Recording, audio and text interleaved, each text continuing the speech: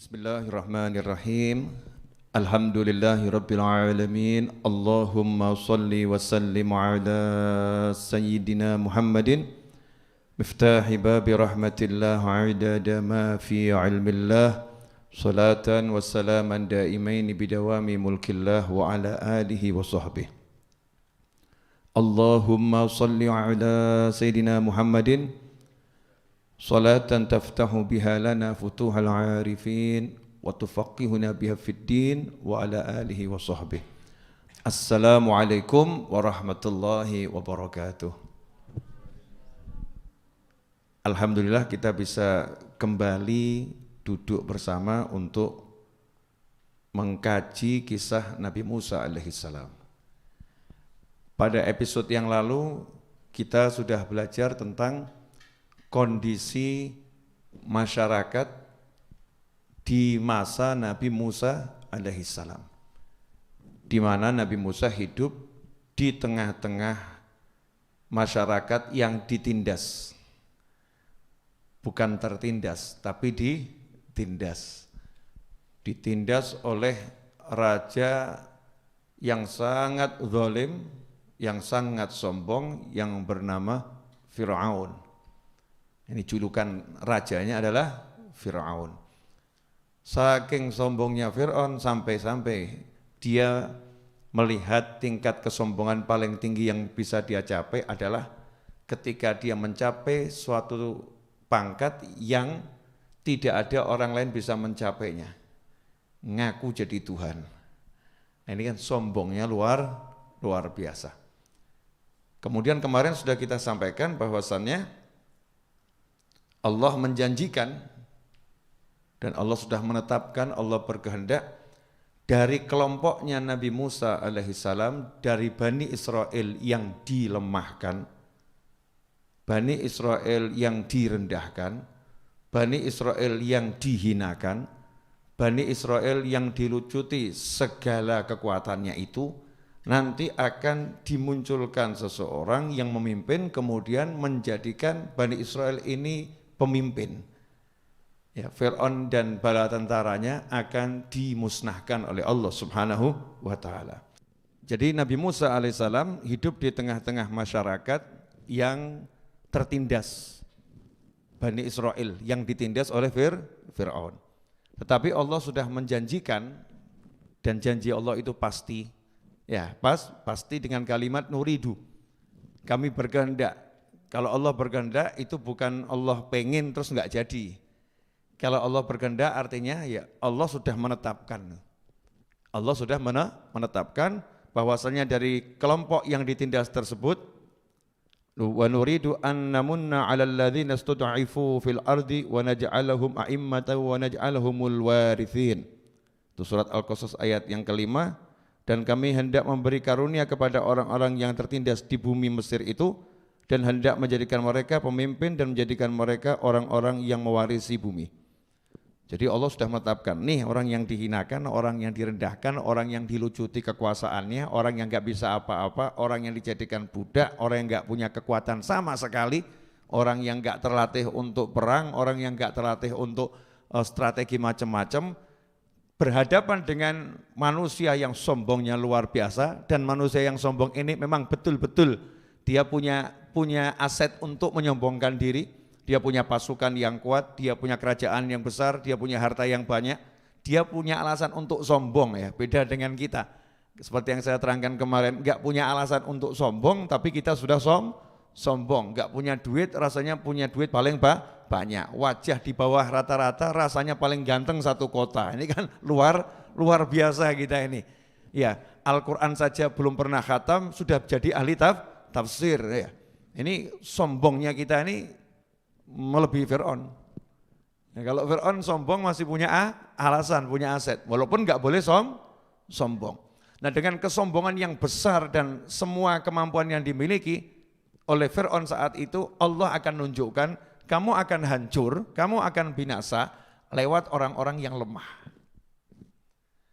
Aku akan binasakan kamu, aku akan hancurkan kamu, aku akan musnahkan kekuasaanmu, aku akan tiadakan lagi kesombonganmu itu, sebab-sebab yang buat kamu sombong akan aku singkirkan semua, sampai nanti ujungnya kamu aku singkirkan. Jadi preteli sama Allah satu persatu. Gak pakai kekuatan tentara, gak pakai kekuatan bersenjata, gak pakai kekuatan peperangan, gak pakai kekuatan militer, gak pakai angkat senjata. Yang kupakai adalah orang-orang yang dilemahkan. Pakai kelemahan, ya, hal-hal yang lemah. Tapi itu menjadi alatnya Allah untuk meruntuhkan Fir'aun dan bala tentaranya. Dan itu dikisahkan oleh Allah Ta'ala dalam surat Al-Qasas. Nah sekarang kita akan belajar proses Allah melemahkan Fir'aun. Pertama kali dari munculnya orang yang ditakutkan oleh Fir'aun dan Haman dan bala tentaranya. Jadi Fir'aun dan Haman dan bala tentaranya itu dikasih tahu lewat mimpi akan lahir seorang pria yang dia nanti akan menghancurkan Fir'aun dan bala tentaranya. Di tahun ini. Makanya terjadi perintah dari Fir'aun untuk membunuh setiap bayi laki-laki yang lahir di tahun itu. Yang tahun-tahun sebelumnya aman, laki perempuan aman. Tapi di tahun itu wanita yang hamil semua sudah diteliti. Jadi bidan-bidan kehamilan itu ngecek betul. Jadi kalau mbak-mbak hidup di masa Fir'aun di tahun itu, Masya Allah, dicek semuanya. Gak ada yang gak dicek, walaupun perutnya tipis dicek. Iya, semua dicek. Termasuk ibunya Nabi Musa alaihissalam, itu juga dicek. Sehingga ketahuan kalau lagi hamil. Namanya dicek, ya ketahuan lagi mengandung. Jadi ibunya Nabi Musa dalam posisi suspek ya. Sudah positif hamil. Datanya ada di istana ini. Di istananya Fir'aun ya, di kerajaan Fir'aun, positif hamil.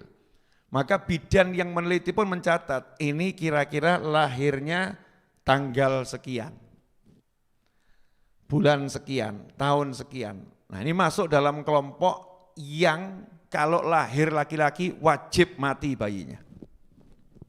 Kira-kira kalau kamu jadi wanita tersebut, deg-degan enggak itu? Duduk.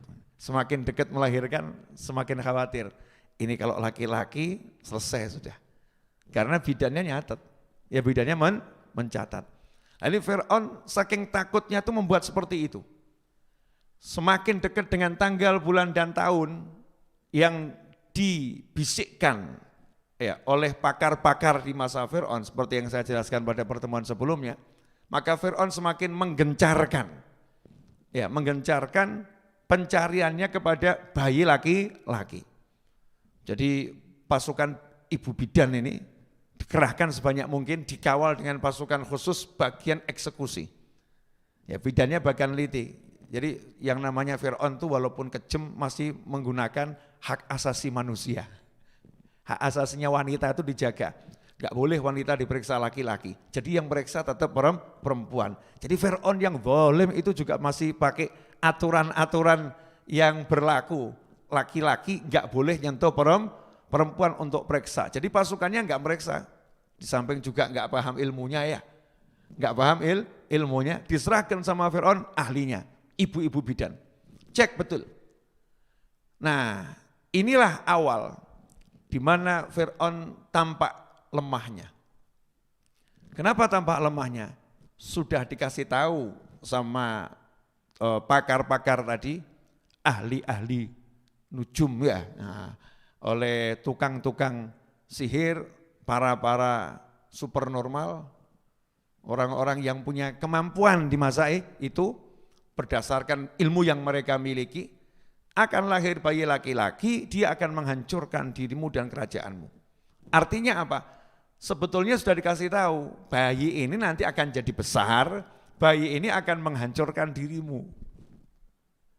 Artinya apa? Gak mungkin bisa kamu bunuh.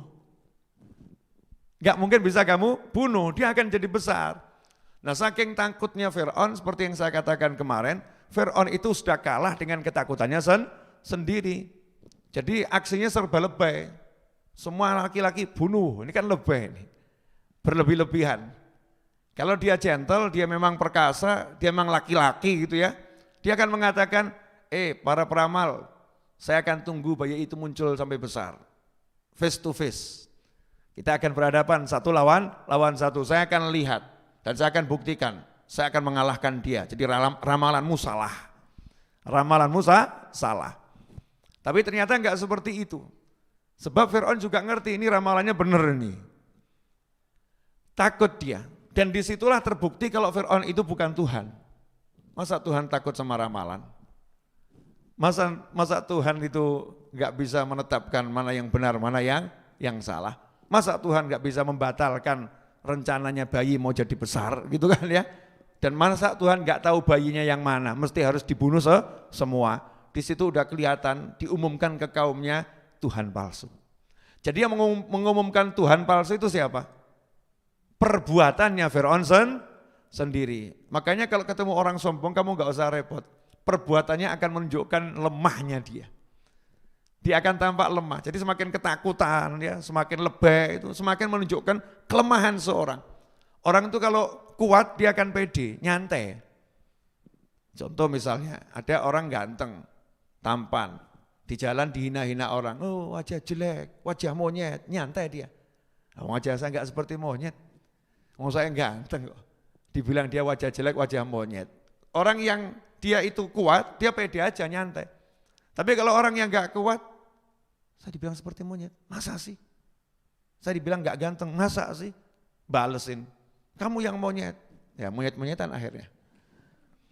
Nanti akhirnya pindah bahasanya, dari monyet jadi kera-kera jadi apa itu, ketek-ketek jadi macam-macam.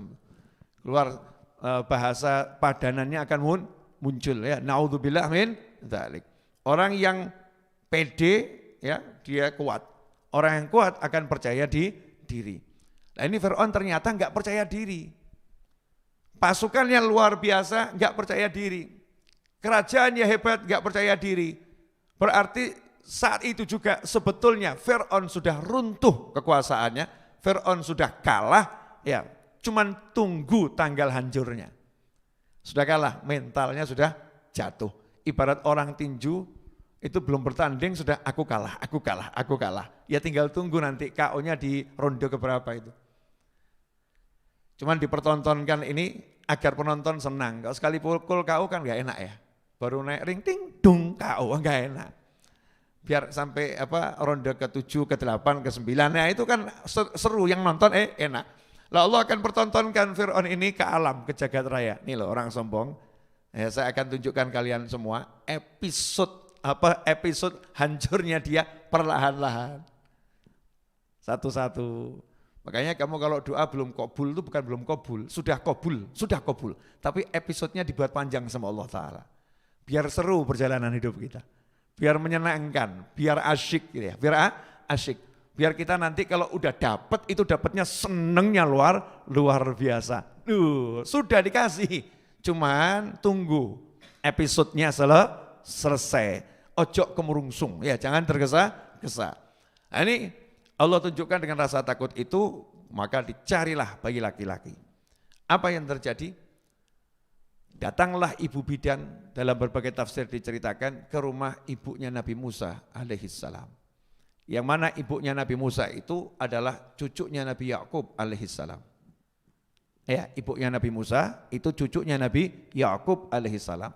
Jadi Nabi Musa ini cicitnya Nabi. Ya, cicitnya Nabi. Ibunya, cucunya Nabi. Makanya ya ibunya Nabi Musa beda dengan wanita pada umumnya. Beda, punya keistimewaan. Kenapa punya keistimewaan? Ya diantaranya karena darahnya dalam tubuhnya mengalir darah Nabi. Sehingga punya keistimewaan lebih dibandingkan manusia yang lain. Yaitu wajar-wajar saja. Contoh misalnya ada orang suaranya enak, dicek-cek. Oh ternyata kakeknya itu penyanyi internasional, ya pantes. Ya, dicek-cek lagi, oh ternyata ibunya dia itu merupakan cucunya ya penyanyi internasional yang suaranya merdu luar biasa, ya pantes. Lah kok suara saya misalnya kok enggak enak, dicek ke atas, emang enggak ada yang penyanyi. Ya wajar-wajar saja. Kalau cucunya Habib Syekh suaranya enak, ya wajar. Kenapa? di tubuhnya mengalir darah manusia yang suaranya merdu. Begitu pula terhadap anak cucu Anbiya wal Mursalin, jadi anak cucunya para nabi dan rasul. Kalau kemudian punya bakat mudah taat, ya wajar. Wong dalam tubuhnya memang mengalir darah nabi. Sesuatu yang memang sudah disiapkan oleh Allah Subhanahu wa ta'ala. Nah, termasuk ibunya Nabi Musa. 9 bulan mengandung itu tidak menunjukkan kandungannya pada siapapun, jadi disembunyikan. Ya, sehingga nggak ada orang yang tahu. Tapi waktu dicek oleh ibu bidan, nah cek kamu hamil. Didata ini, maka di hari ketika akan melahirkan ibu bidannya itu datang. Dukun beranak ya. Zaman dulu kan ibu bidan enggak ada ya. Adanya apa? Nabilah, dukun beranak itu. Qabilah, dukun beranak. Yang ada Qabilah, dukun beranak. Nah, dukun beranak ini kemudian nunggu detik-detik lahir. Begitu Nabi Musa lahir, diambil sama dukun beranak tadi, karena laki-laki, mau dibunuh, diambil. Ibunya Nabi Musa merebut, jangan gitu, jangan diambil. Nah, dukun beranaknya nekat, mau ambil, mau bunuh. Tiba-tiba dari mata Nabi Musa alaihissalam, dari wajahnya memancar cahaya. Masuk ke dalam matanya dukun beranak tadi, tiba-tiba falling in love, jatuh cinta, ditaruh, dedek ya, terus ngomong. Kalau bahasanya sumpah, dia nggak kenal Tuhan ya. Kalau bahasa kita demi Allah gitu ya, dia bersumpah, saya sumpah tadi kesini mau bunuh anakmu ini, tapi saya sekarang jatuh cinta sama anakmu. Bayi ini buat saya cinta sama dia. Ini saya tahu ini musuh kami ini, ya nanti akan bunuh Fir'aun dia ini, yang akan menghancurkan Fir'aun dia ini. Saya titip ya, tolong jaga bayi ini. Subhanallah, tolong jaga bayi ini. Terus keluar pergi. Ya keluar pergi. Dukun beranak itu pergi dan menyembunyikan perihal lahirnya bayi laki-laki. Ini yang pertama, coba lihat. Ibu yang lemah. Dikirimkan dukun beranak yang pakar. Ternyata bisa enggak nih dukun beranaknya tadi membawa bayi ini kepada pasukan yang akan membunuh? Bisa enggak? Enggak bisa ternyata. Padahal ibunya Nabi Musa lemah atau enggak lemah saat itu? Lemah. Lagi-lagi Fir'aun kalah dengan yang lemah. Rupanya dukun beranak ini keluar. Anda mungkin enggak pernah dengar cerita ini ya. Kalau enggak baca tafsir ya enggak dengar. Dukun beranak ini keluar dari rumah. Dan di sekitar rumahnya ibu Nabi Musa kan banyak ini pasukan-pasukannya Fir'aun yang mengawal ibu dukun beranak tadi. Begitu tahu, loh itu kok keluar dari rumah situ. Maka didatengin rumahnya ibunya Nabi Musa. Dukun beranaknya ditanya, gimana? Ada bayi di sana? Enggak ada. Lah, ibunya Nabi Musa didatangi pasukan itu karena khawatirnya Nabi Musa dibungkus kain, ditaruh di perapian. Ditaruh di perapian, tungku yang menyala apinya. Karena biasa ya, orang kalau lagi apa itu namanya? Panik, ya panik. Lagi panik, ingat gempa bumi. Ya, semoga tidak terjadi lagi dimanapun ya, meskipun ya pasti akan terjadi, namanya itu fenomena alam dan juga bagian dari cara Allah untuk mengingatkan manusia, memberikan ujian manusia, mengangkat derajat manusia, tapi mudah-mudahan kalau terjadi dimanapun semua selamat, amin. Itu pernah dulu waktu gempa Jogja, kan sampai di Solo tuh ya, sampai di Solo dulu gempa Jogja itu ya, sampai di Solo, kenceng tuh di Solo. Itu banyak orang yang keluar dari rumah gak sadar, lagi mandi gempa. Keluar ya lari begitu saja. Ya Anda tahu kan apa yang terjadi kira-kira? Gak sadar, sadarnya ya seperti pakaian lengkap, padahal mungkin cuma pakai yang genting-genting saja. Keluar begitu. Gak sadar, karena gempanya terlampau keras, lagi panik, gak sadar. Ibunya Nabi Musa juga panik, jadi nggak sadar apa yang dilakukan. Yang penting bayiku selamat, taruh. Bahkan naruhnya di mana nggak ingat. Datang itu pasukan masuk rumahnya Nabi Musa alaihissalam, nanya, Kamu ngelahirkan ya barusan ya? Enggak, dicek. Enggak percaya ini pasukannya. Dia juga bawa dukun beranak. Cek, subhanallah. Itu bekas-bekas melahirkan enggak ada pada diri ibunya Nabi Musa alaihissalam. Diselamatkan sama Allah Ta'ala. Keluar nih dukun beranak sama pasukan, dukun beranak yang lain ya, keluar sama pasukan, ibunya Nabi Musa nanya kepada anak perempuannya, kakaknya Nabi Musa, namanya Maryam.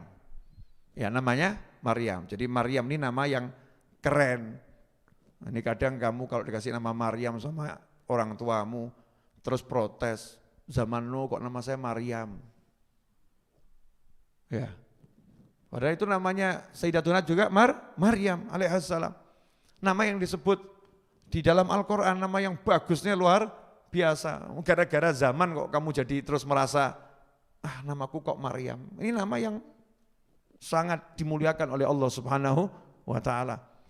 Tertoreh di dalam sejarah kehidupan manusia, satu-satunya wanita yang melahirkan tanpa disentuh oleh tangan-tangan manusia, yaitu ibunya Nabi Isa alaihissalam. Tapi ini bukan ibunya Nabi Isa, saudarinya Nabi Musa, namanya Maryam. Nanya ibunya, Maryam, mana anak saya mana? Kakaknya juga ngomong, enggak tahu Bu, lah tadi ditaruh di mana? Tadi taruh di mana? Terus lihat bungkusan di perapian. Nangis lah ya, kobong kok ya. Itu kainnya terbakar. Tapi dilihat sedikit pun Nabi Musa tidak disentuh api. Jadi api tidak membakar Nabi Ibrahim alaihissalam, api juga tidak membakar Nabi Musa alaihissalam.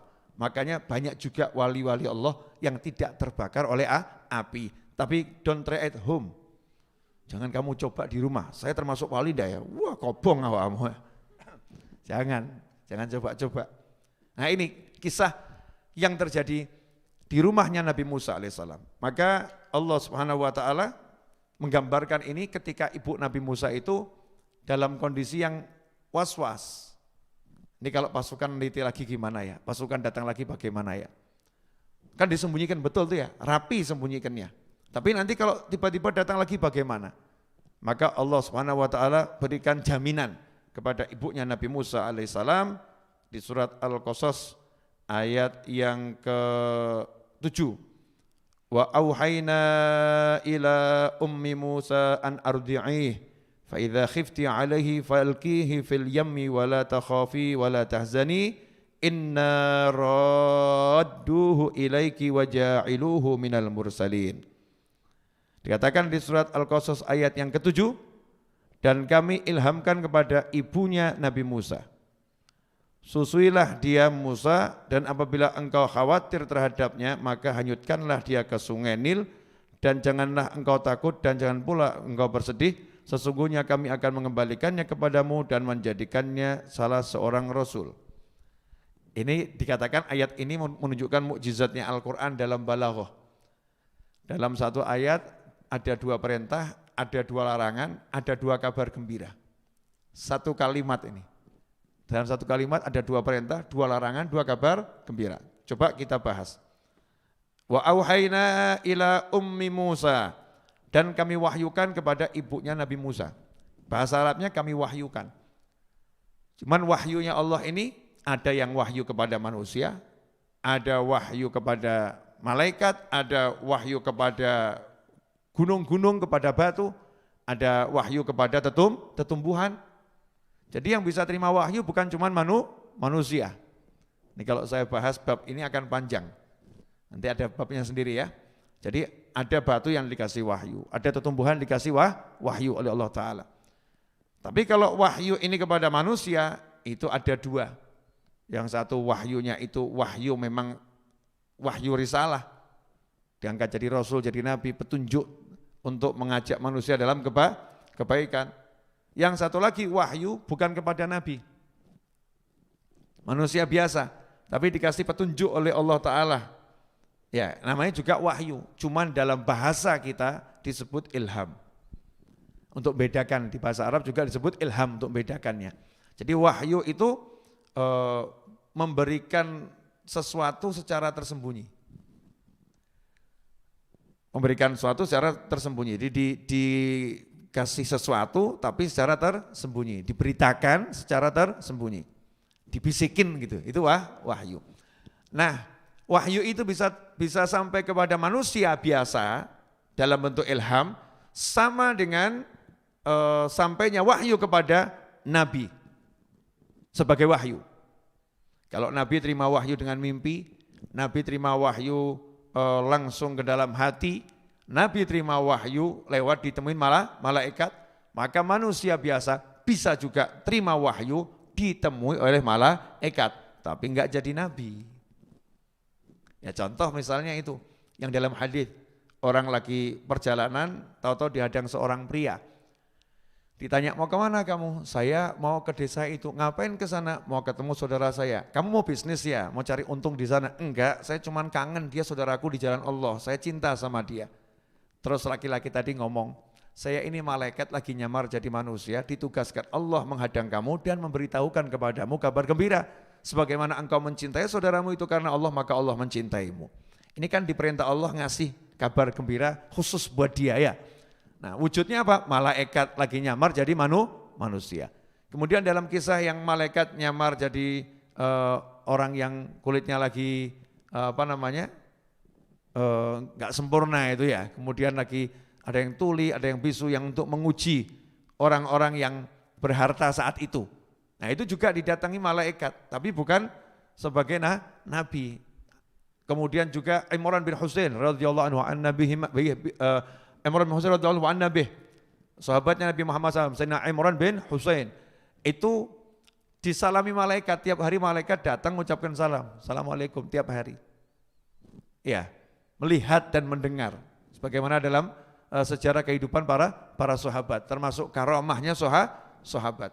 Tapi ya bukan nabi, manusia biasa. Nah, jangan nanti kamu kemudian ngaku saya nabi habis ketemu malaikat. Naudzubillah min dzalik. Apa ya malaikat betul yang kamu temui? Ya, jangan-jangan bukan malaikat. Setan kamu anggap malah malaikat. Nah, ini kalau yang ditemui betul ya nggak akan ngaku-ngaku begitu ya, nggak akan ngaku-ngaku. Nah, disinilah ibu Nabi Musa dapatnya itu lewat mimpi atau tidak, para ulama berbeda pendapat. Ada mengatakan ya bisa jadi lewat mimpi. Ada mengatakan bisa jadi didatangi oleh malaikat. Ada mengatakan langsung ke dalam hatinya. Ya langsung dalam hatinya. Ada mengatakan bisa jadi ketiga-tiganya terjadi. Ya mimpi yang didatangi malaikat, yang langsung ke dalam hatinya diberi seruan oleh Allah Subhanahu wa ta'ala. Apa yang disampaikan? Ya tadi itu. Nah itu apa? Coba kita ulangi. An ardhi'i. Jangan panik. Ya nomor satu itu jangan panik, jangan kemurungsung. Udah, susui dulu anakmu. Susui dulu anakmu. Ini anaknya butuh ASI, ya kasih ASI dulu, jangan panik. Pertanyaannya berapa lama ibu Nabi Musa menyusui Nabi Musa? Sebelum Nabi Musa dihanyutkan ke sungai, masih tinggal di rumah itu. Berapa lama? Ada mengatakan 3 bulan, ada mengatakan 6 bulan, ada mengatakan 9 bulan. Jadi lumayan lama. Jangan seperti benak kita selama ini, habis langsung dihanyutkan. Mungkin gitu ya, habis lahir cari peti terus dihanyutkan, enggak gitu. An ardhi'i, susuin. Anakmu susui dulu. Nah kemudian dilanjutkan oleh Allah Ta'ala dengan kalimat fa'idha khifti alaih. Kalau kamu khawatir terhadap nasib bayimu ini, enggak tenang jiwamu, khawatir, khifti alaih, takut terjadi sesuatu kepadanya, di masa kamu menyusui, ya sudah, hanyutkan dia di sungai, di air. Hanyutkan di air. Ini yang pertama. Nah itulah yang terjadi setelah 3 bulan, atau 6 bulan atau 9 bulan, kelihatan pasukan-pasukan Fir'aun itu sudah semakin mendekat, maka ibunya Nabi Musa putuskan, dah sekarang akan aku hanyutkan. Ya, akan aku hanyutkan. Nah, proses menghanyutkan ini nanti menarik, kita lanjutkan dulu kalimatnya di Al-Quran. Wala takhafi wala tahzani. Hanyutkan, tapi syaratnya ini. Wala takhafi, kamu jangan takut. Jangan takut itu apa? Kalau bahasa Arab biasanya kata takut itu untuk sesuatu yang akan terjadi. Makanya para aulia la khaufun alaihim walahum yahzanun. La khaufun. Para wali Allah enggak punya rasa takut untuk menghadapi apa yang akan terjadi. Karena udah diberi ketenangan jiwanya oleh Allah Subhanahu wa taala. Jangan takut nanti bayimu kenapa, jangan takut. Jangan khawatir itu. La takhafi wa la tahzani. Dan jangan sedih. Ya, kalau sedih itu atas apa yang telah terjadi. Ada kejadiannya dulu baru sedih. Nah, ini kalau belum ada kejadiannya namanya takut. Belum terjadi. Jadi cuman di kepala gitu ya. Parno ya. Nah, jangan parno. Kalau nanti terjadi, ya kalau terjadi bisa sedih. Anaknya dihanyutkan, pisah, kan bisa sedih nih, pisah sama anak. Nah, jangan sedih. Tapi Allah tidak sekedar mengatakan jangan takut dan jangan sedih, ada lanjutannya. Karena untuk menghapuskan rasa takut dan menghapuskan rasa sedih itu harus ada sesuatu yang bisa menghibur. Contoh misalnya, temanmu habis kehilangan motor, dah jangan sedih. Kamu cuma bilang jangan sedih, ya tetap nangis. Tetap sedih, jangan sedih. Kehilangan motor misalnya, motor harga 10 juta hilang, jangan sedih. Nih motor saya harga 50 juta hadiah buat kamu, mesti seneng itu. Betul kan? Jadi enggak cukup jangan takut, jangan sedih. Ini loh indahnya Allah Ta'ala menunjukkan bagaimana Allah memperlakukan hamba-hambanya yang Allah cintai. Jangan takut, jangan sedih. Kenapa jangan takut dan jangan sedih? Karena Allah katakan dalam ayat selanjutnya, Inna radduhu ilaik. Sesungguhnya kami akan mengembalikan kepadamu. Berarti apa? Bayimu selamat. Betul kan? Tadi kan ditakutkan bayinya akan terkena sesuatu. Kemudian sedih karena berpisah. Allah katakan, sungguh kami akan mengembalikannya padamu. Jadi udah jangan takut, jangan sedih, mau balik kok. Ya, balik. Kemudian ditambah, bukan cuma dikembalikan, Allah Ta'ala kemudian juga mengatakan, waja'iluhu minal mursalin. Dan kami menjadikannya sebagai salah satu rasul kami. Jadi rasul. Lah ibunya Nabi Musa dibilang akan jadi rasul, ya paham, orang kakeknya ya rasul. Ya paham tentang kerasulan, ngerti. Ibunya Nabi Musa ini adalah cucunya seorang Nabi dan Rasul Yakub alaihi salam. Sehingga ketika dijamin nanti anakmu ini akan kami jadikan Rasul, ya senang. Wah, seperti simbah buyut, seperti simbahnya ini, seperti kakeknya, senang. Sehingga rasa takut dan rasa sedihnya terhapus.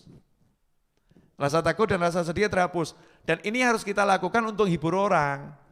Jadi kalau hibur orang jangan sedih, enggak ono ganti ini ya sedih dia. Jangan takut tapi enggak kamu kasih jaminan. Ya takut. Kamu harus bisa meyakinkan dia, bagaimana aku enggak takut? Harus ada alasannya.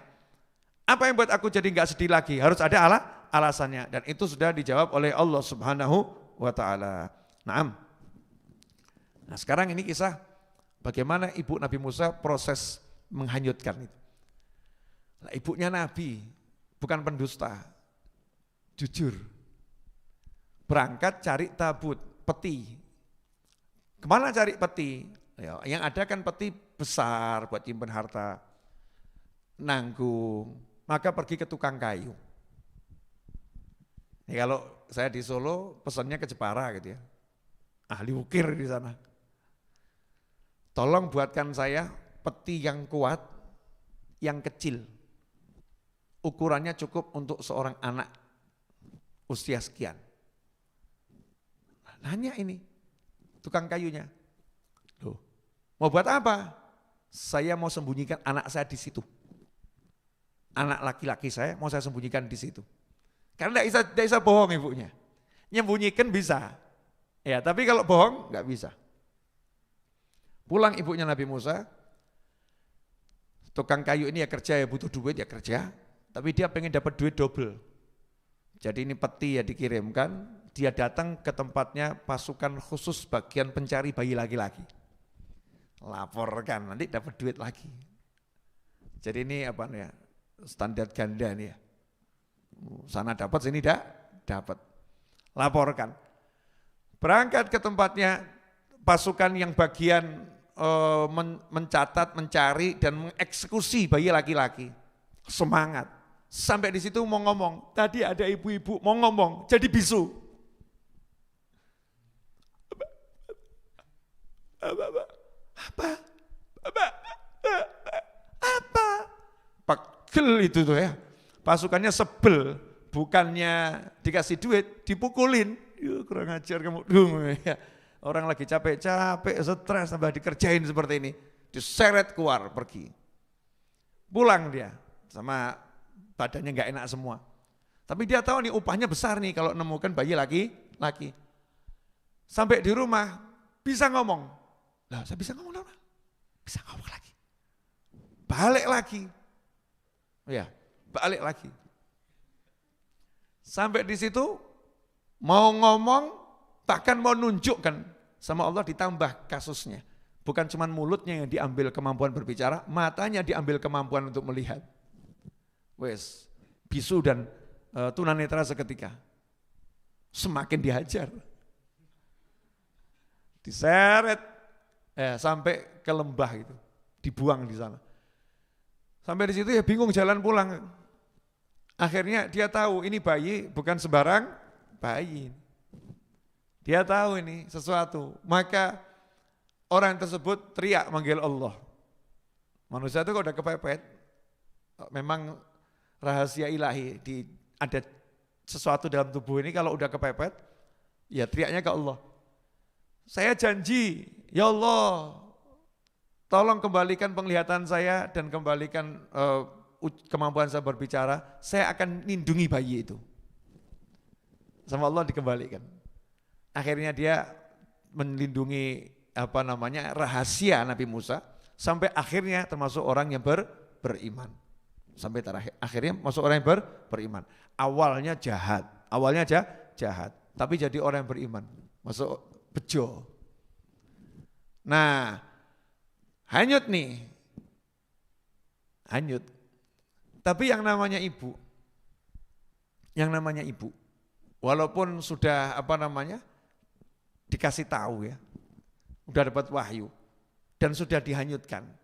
Nah setelah dihanyutkan, ibunya Nabi Musa ini kata ahli tafsir lupa sama wahyu itu. Paham ya? Lupa. Bisa atau lupa? Bisa. Jadi munculnya keberanian itu sampai menghanyutkan. Selesai menghanyutkan, lupa sama wahyunya, sadar jadi manusia biasa. Anakku, gimana anakku ini? Gimana nasibnya anakku? Maryam, kejar. Maryam, dampingi. Kemana anak ini? Ngomong sama anak perempuannya. Disusuri itu, kemana ini peti ini berjalan. Rupanya hari itu, Fir'aun dan anak perempuannya, jadi Fir'aun itu punya anak perempuan, enggak punya anak laki-laki, sama istrinya Fir'aun, Sayyidah Asiyah, lagi di istana bagian tempat yang menyatu dengan sungai Nil. Lagi di situ untuk suatu ritual, kesembuhan anak perempuannya Fir'aun yang punya penyakit kulit yang parah. Ini anak perempuannya Fir'aun ini minta apapun dikasih sama Fir'aun, saking sayangnya sama anak.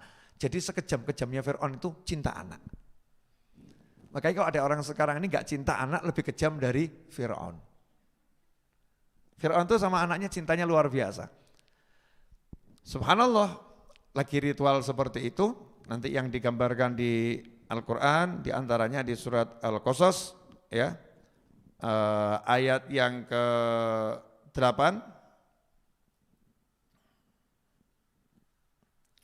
faltaqatahu alu fir'aun. Ya, faltaqatahu alu fir'auna liyakuna lahum aduwwan wa hazana inna fir'auna wa hamana wa junudahuma kanu khati'in. Wa qalat imra'atu fir'auna qurratu 'ain li. Wa qalat imra'atu fir'auna qurratu 'ainin li walak la taqtuluhu asa ay yanfa'ana aw nattakhidahu waladan wa hum la yash'urun.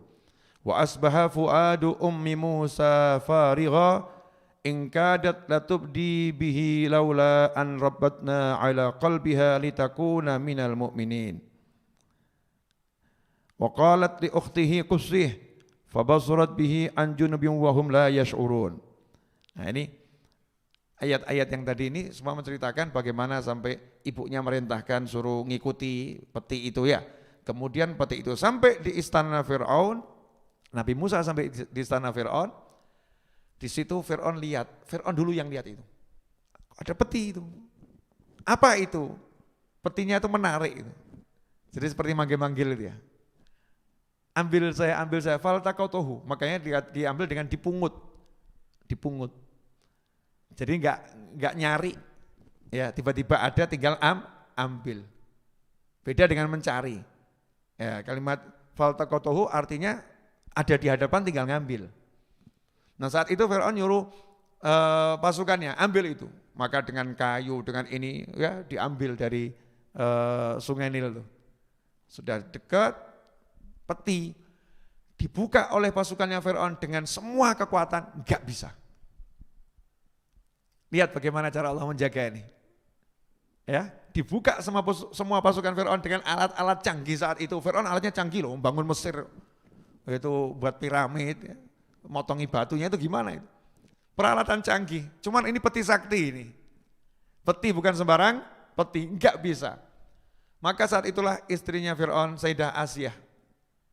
Ya, yang wanita yang beriman pada Allah Subhanahu wa taala.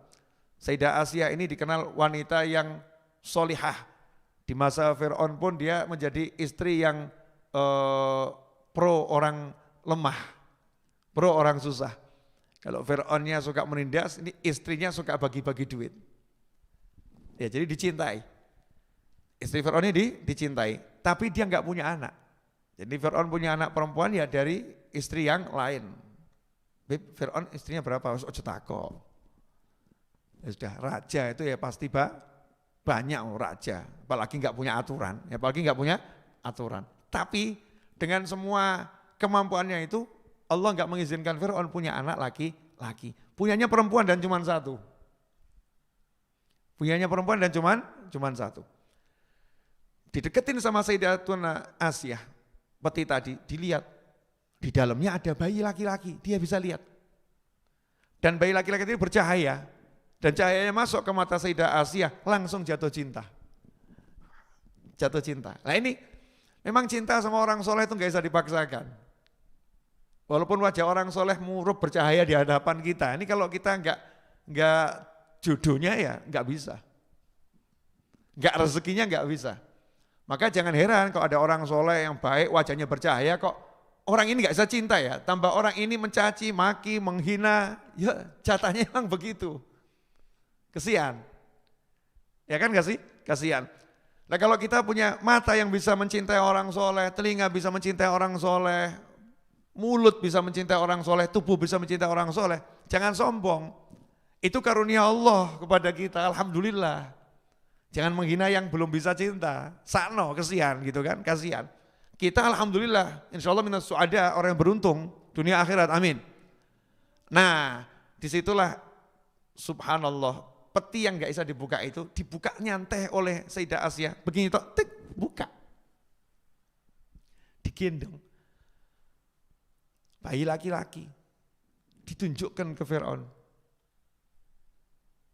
Ini jadi anak kita ya, penyejuk hatiku dan penyejuk hatimu. Ya, penyejuk hatiku dan penyejuk hatimu. Nentremno hatiku dan nentremno hatimu. Kata Fir'aun, kalau penyejuk hatimu oke lah, kalau penyejuk hatiku enggak lah. Tetap sombong Fir'aun. Kata Rasulullah SAW, seandainya Fir'aun saat itu berkata, dia juga akan menjadi penyejuk hatiku, pasti insya Allah Fir'aun akan dapat hidayah. Jadi komentar positif tentang Nabi itu mendatangkan hidayah. Rasulullah yang bicara. Kalau Fir'aun itu ngomong, dia juga akan menjadi penyejuk hatiku saat itu, ngomong begitu, pasti insya Allah Fir'aun akan dapat hidayah. Tapi karena memang ya cetakannya nggak dapat hidayah, jadi ngomong gitu aja nggak mau dia. Buat kamu ya penyejuk hati, buat aku tidak, aku nggak butuh dia. Aku nggak butuh dia. Terus Fir'aun dibisikin sama penasihat-penasihatnya. Ini bayi laki-laki yang kita cari ya ini. Ya ini yang kita cari.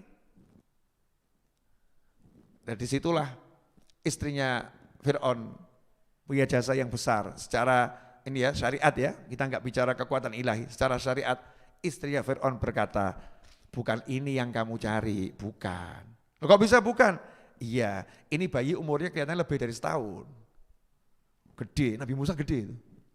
Jadi bayinya itu besar. Ini bayi lihat nih, umurnya lebih dari setahun. Ya kan kamu pengumuman kan baru-baru saja, baru tahun ini. Jadi ya bukan ini.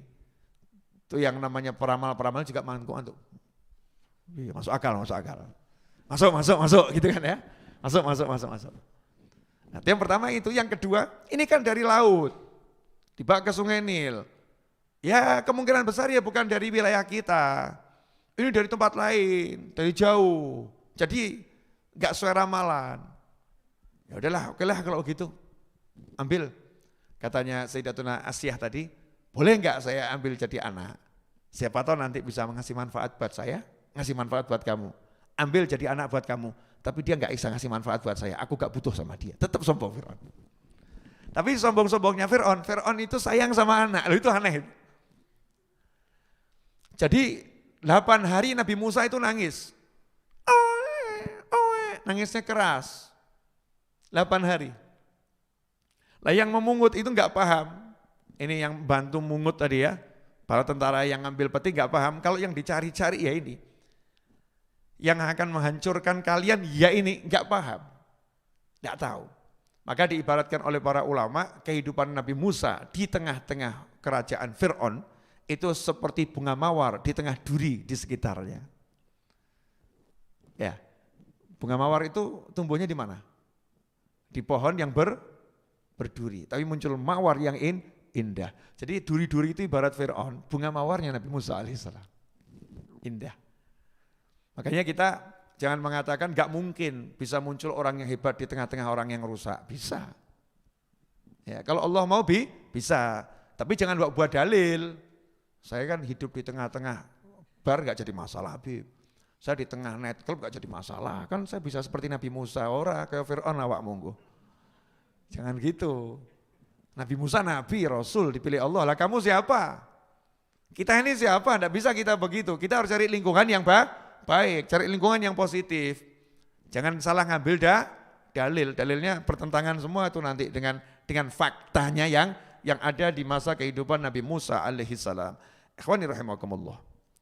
Ya ini kalau tidak lihat jam nanti kan repot. Saya udah bicara alhamdulillah 50 menit. Betul Mas Hamdani? Kurang lebih kan 50 menit. Tenang, belum selesai. Ini episodenya masih episode bagaimana Nabi Musa dan ibunya mengalahkan Fir'aun. Keren ya. Subhanallah. Bayi. Bala tentara. Rajanya langsung. Mau bunuh enggak bisa. Ini kan yang dicari-cari. Perintah bunuh semua bayi laki-laki. Sama Allah Ta'ala ditantang. Wes, enggak usah kamu cari. Tak anter. Patenono. Silahkan bunuh. Musnahkan dia. Begitu lihat, Fir'aunnya juga senang. Lucu juga bayi ini. Ini. Makanya ketika Nabi Musa itu nangis, yang nimang-nimang Fir'aun. Allah jadikan Fir'aun pelayannya Nabi Musa. Ayo gendong, timang-timang. Asik bukan ini ya? Caranya Allah Ta'ala, digendong, ditimang-timang. Katanya mau bunuh. Katanya mau musnahkan. Katanya mau mateni. Kok gendong? Nimang-nimang, senang nih Fir'aun sama bayi laki-laki ini. Nah saat itu mulai dikasih nama. Siapa nama bayi ini? Disitulah Sayyidah Asyah ngasih nama. Istrinya Fir'aun yang kasih nama. Kita kasih nama Musa. Musa. Kalau saya enggak salah, mu itu air. Sa itu kayu. Jadi bayi yang ditemukan ya di air dalam kayu, maka namanya Musa. Yang ngasih nama bukan ibunya. Yang ngasih nama istrinya Fir'aun. Betul ya? Musa. Tentunya ini ilham dari Allah Subhanahu wa ta'ala. Nah, ikhwani rahimakumullah. Di ayat tadi jelas dikatakan di situ la taqtuluh asa an yanfa'ana aw nattakhidahu walada wa hum la yash'urun. Kata istrinya Fir'aun tadi kan la taqtuluh, jangan kamu bunuh. Nanti siapa tahu dia bisa jadi anak kita, bisa jadi beri manfaat dan bisa jadi anak untuk kita. Dibahas sama para ulama. Kenapa istri Fir'aun ini ngomongnya la taqtuluh, jangan kamu bunuh dia. Ngomongnya kepada Fir'aun, tapi kalimatnya kalimat jamak. Seakan-akan orang banyak. Nah, di sini untuk ta'zim.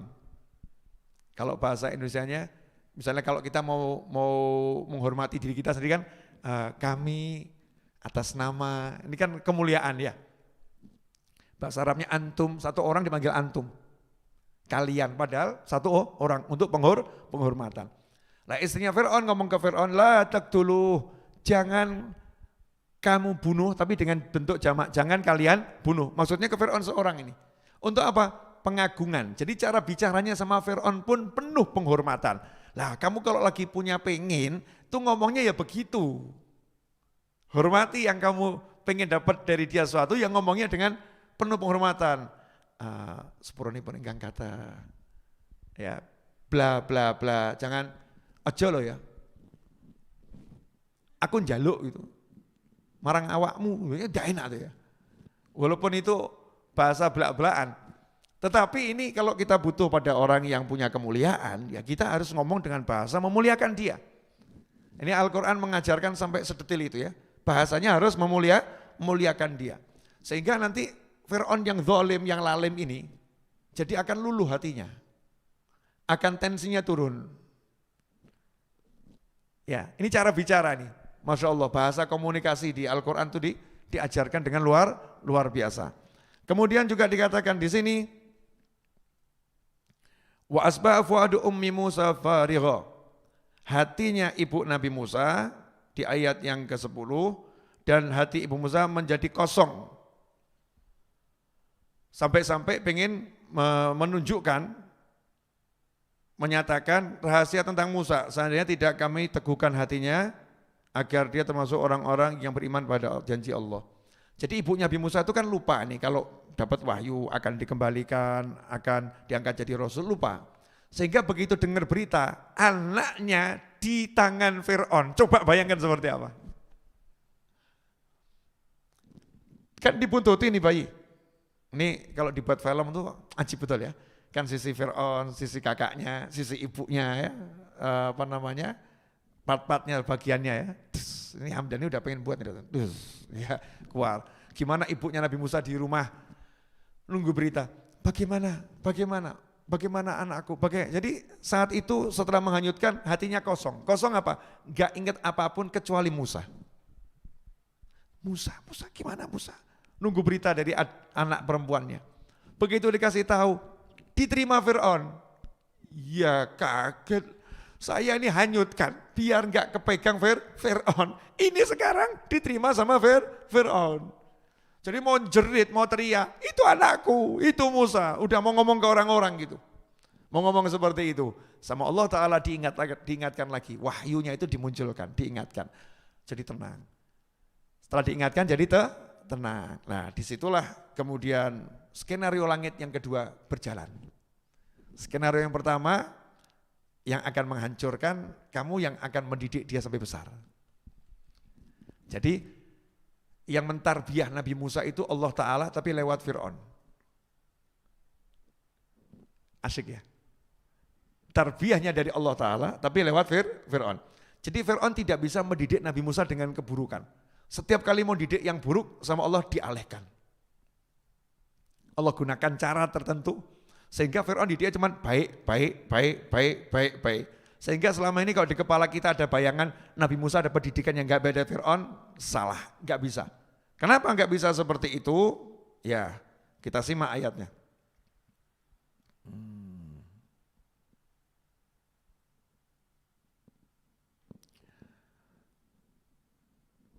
Wa qalat li ukhtihi qusih fa basrat bihi an junubi wa hum la yash'urun wa harramna 'alaihi al-maradhi'a min qablu fa qalat hal adullukum 'ala ahli baitin yakfulunahu lakum wa hum lahu nasihun faradatnahu ila ummihi kay taqarra 'ainuha wa la tahzana wa li ta'lama anna wa'dallahi haqqun walakinna aktsarahum la ya'lamun. Walamma balagha ashuddahu wastawa atainahu hukman wa 'ilma wa kadzalika nadzil muhsinin. Nah, jadi saat itu Fir'aun nimang-nimang Nabi Musa. Tapi Nabi Musanya nangis kenceng. Nah, Fir'aun kan punya anak perempuan, paham ini mungkin lapar, haus. Maka Fir'aun cari perempuan-perempuan yang barusan melahirkan yang bisa nyusuin. Ya, panggil nih, susui anak angkat saya. Maka dikenal saat itu Musa bin Fir'aun. Musa anaknya Fir'aun, dikenal. Ibunya ya rada hatinya, anak Fir'aun piye? Anakku itu. Itu anakku itu. Itu bukan anaknya Fir'aun, itu anakku. Sudah mau teriak begitu. Sama Allah kemudian diingatkan. Akhirnya jadi kuat hatinya. Subhanallah. Setiap kali wanita yang bisa menyusui itu mendekati Nabi Musa, nangisnya tambah bandar. Moh. Nangisnya tambah bandar. Akhirnya pengawal-pengawal istana ini keliling. Cari wanita yang bisa menyusui, keluar dari istana. Nah, di luar istana ketemu sama kakaknya Nabi Musa alaihissalam. Ngomong kakaknya di situ, mau enggak kalian saya tunjukkan? Hal adulukum ala ahli baitin yakfuluna. Keluarga yang nanti akan merawatnya, mengasuhnya. Lakum, untuk kalian. Wahum lahu nasihun. Wahum lahu, dan dia keluarga tersebut lahu. Kalau kakaknya meniatkan lahu itu adalah untuk anak itu. Dan keluarganya terhadap anak itu nasihun, orang-orang yang betul-betul nasih. Dia akan jujur, dia akan merawat dengan baik, dia akan sungguh-sungguh. Di situ Haman dengar, wahum lahu nasihun. Nanya langsung, kamu kenal sama bayi ini? Kok bilang nanti keluarganya akan merawat bayi ini dengan sungguh-sungguh, akan dengan tulus untuk bayi ini? Oh enggak, saya enggak kenal. Lah kok bilang bukan untuk dia. Dianya ini maksudnya Fir'aun. Lahu. Keluarga ini akan jujur sama Fir'aun, akan mengabdi sama Fir'aun, akan setia sama Fir'aun, bukan sama bayinya. Ini kakaknya pintar ya, molak-malik kata ini. Tapi Haman enggak begitu percaya. Lah kamu punya anak laki-laki enggak ibumu? Oh punya anak laki-laki. Loh, kok bisa? Iya, lahirnya sebelum larangan. Oh iya, lahirnya sebelum larangan. Semua tahu itu. Oke, aman. Dibawalah ibu Nabi Musa ke istana. Belum disusui, baru mendekat. Fir'aun gendong Nabi Musa, yang nangis. Ibunya dekat, langsung Nabi Musa diam. Stop. Fir'aun nanya, kamu ada hubungan apa sama bayi ini? Semua wanita yang mendekat nangisnya tambah keras. Lah kamu mau mendekat, dia diem. Punya hubungan apa kamu sama bayi ini? Loh, ya enggak tahu saya. Saya enggak tahu. Tapi memang saya ini seorang wanita yang dicintai oleh semua bayi. Karena ASI saya bagus dan saya memang cinta sama anak kecil. Jadi anak kecil itu bisa mencium aroma sayang saya kepada anak-anak. Oh, ibunya Nabi Musa ya pinter ngomong. Ya udah, dikasihkan. Seneng Nabi Musa, ibunya seneng. Wah, ketemu, janji Allah terjadi. Iya, betul-betul sama Allah diselamatkan dan dikembalikan. Hasilnya apa? Fir'aunnya seneng. Keluarga Fir'aun seneng, istana juga seneng. Wes, gak kesel meneh. Gak capek. Ini kalau belum ketemu ibunya, ini satu istana bakal dihajar sama Fir'aun nih. Sampai ketemu. Udah beres masalah, akhirnya semua ngasih hadiah ibunya Nabi Musa, hadiah. Kamu bereskan masalah kami, hadiah. Fir'aun yang ngasih upah tiap hari, ya menyusui kan sampai 2 tahun tuh. Jadi tiap hari dikasih upah tuh ibunya Nabi Musa, kemudian dikasih hadiah. Maka di situ jadi dalil. Itu kan ibunya Nabi Musa nyusui anaknya sendiri, tapi dapat hadiah. Ulama mengatakan, lah kalau ibunya Nabi Musa menyusui anaknya sendiri dapat hadiah boleh, maka ulama ceramah dapat hadiah juga boleh. Paham ya? Nah, ini bukan maksud saya minta hadiah, bukan. Tapi ini dalil yang diambil ulama dari Al-Quran di samping dalil-dalil yang lain. Nah, ikhwani rahimakumullah. Ini menariknya luar biasa di mana Allah Subhanahu wa taala menunjukkan lemahnya Firaun. Yang super power yang luar biasa tadi, ternyata sama bayi yang dia cari, dia nggak bisa ngapa-ngapain, kalah. Kalahnya apa? Bayi ini kalau nggak minum ASI kemungkinan mati. Firaunnya yang bingung, mati loh enggak ya. Ya, jangan sampai mati. Jangan sampai mati. Cari yang bisa menyusui. Justru Firaun yang berjuang menghidupkan bayi ini. Tadi yang mau bunuh bayi siapa? Firaun. Nah sekarang Allah nyuruh Firaun ngapain? Bunuh bayi atau hidupkan bayi? Hidupkan bayi. Bahkan bukan cuma itu, duitmu tono. Duitmu, pasukanmu, semua yang kamu miliki, gunakan untuk menghidupkan bayi ini. Sehingga hari-hari Nabi Musa itu dalam bahagia. Ya, dalam bahagia. Tidurnya di kamarnya Fir'aun. Bisa kamu bayangkan, musuhnya dia. Musuhnya ini nanti akan membunuh ya ini. Tidur di koloni. Luar biasa atau biasa ini? Luar biasa. Disitulah ibunya Nabi Musa mantep. Mas, aman. Allah yang ngurus. Aman, Allah yang ngurus. Diberi keteguhan hati oleh Allah Subhanahu wa ta'ala. Nah, ikhwani rahimakumullah, nih lagi-lagi ditunjukkan Fir'aun kalahnya dengan hal yang lemah. Bayi yang enggak berdaya, dia kalah. Ibu yang enggak bisa apa-apa, dia kalah. Istri yang berada dalam kekuasaannya, dia ternyata hari itu kalah sama istrinya. Nurut Fir'aun sama istrinya. Buat aku ya dah buat kamu hadiah. Tapi karena ini ya anak kesayangan istrinya, Fir'aun pun cinta. Sayang gitu. Makanya saya katakan kalau sampai ada orang, sebejat-bejatnya orang, enggak bisa sayang sama anak-anak, berarti lebih bejat dari Fir'aun. Lebih bejat dari Fir'aun. Fir'aun itu masalahnya kan cuma satu, hawanya kuat, egonya tinggi, enggak mau dikalahkan. Enggak mau dikalahkan dan takut dikalahkan, makanya sombongnya luar biasa. Karena itu orang yang punya ego tinggi, tidak mau dikalahkan, takut dikalahkan, sombong, ya ini berarti ya punya sifat-sifat Fir'aun. Na'udzubillah min dzalik. Ikhwani rahimakumullah. Naam.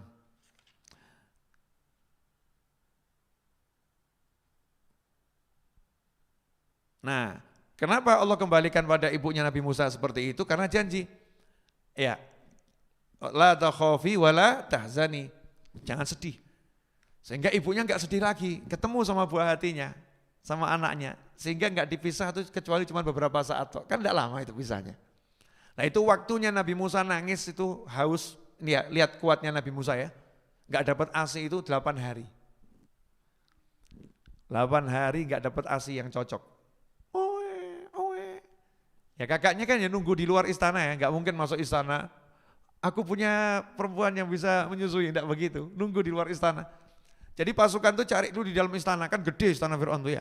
Cari dulu, kenalan-kenalan, kolega-kolega, begitu enggak ada yang bisa nyerah semua, pasukannya baru keluar. Cari di luar istana. Nah ini Allah Ta'ala pengen jadikan ibu Nabi Musa itu seneng betul. Ya orang itu kalau pisah, terus ketemu, seneng.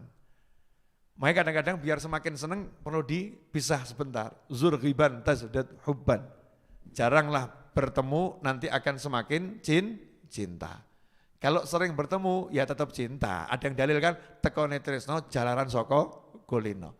Tapi kadang perlu pisah sesaat. Pergi sehari 2 hari balik ada rasa kangen. Ya rasa kangen. Nah ini ibunya Nabi Musa AS kangennya sama anaknya luar biasa. Dikembalikan ya dengan cara yang sangat indah di mana ibunya tidak dihinakan, ibunya dimuliakan. Yang tadinya ibu yang punya anak laki-laki, ibunya itu terhina, anaknya dibunuh. Ini anak laki-lakinya dimuliakan, ibunya dimuliakan. Lihat bagaimana caranya Allah Ta'ala kalau sudah punya kun fayakun. Mau jadikan orang ini pemimpin, ya Allah muliakan semulia-mulianya. Ikhwani rahimakumullah, alhamdulillah sudah 1 jam lewat 10 menit kalau saya enggak salah, atau lewat 5 menit saya bicara. tentunya sebagai orang yang lagi berpuasa dan tidak disediakan teh, ya kopi dan air, Anda harus memaklumi kalau saya bicara 1 jam dengan suara yang lantang ini, itu sudah cukup banyak. Insya Allah kita lanjut nanti malam. Waktu setelah ini akan saya serahkan pada moderator Mas Fadli ya. Semoga apa yang saya sampaikan berkah dan manfaat. Jazakumullah khairan. Episode yang ketiga insya Allah nanti malam jam 9. Judulnya adalah bagaimana Nabi Musa meninggalkan Fir'aun. Ya, bagaimana Nabi Musa meninggalkan Fir'aun. Ini kan pertemuan Nabi Musa dan Fir'aun. Episode ketiga, bagaimana Nabi Musa meninggalkan Fir'aun. Caranya Allah bagaimana, itu akan kita bahas. Jazakumullah khairan, wa'afu minkum, wa sallallahu ala sayyidina Muhammadin, wa alihi wa sallam, walhamdulillahi rabbil alamin, wassalamualaikum warahmatullahi wabarakatuh.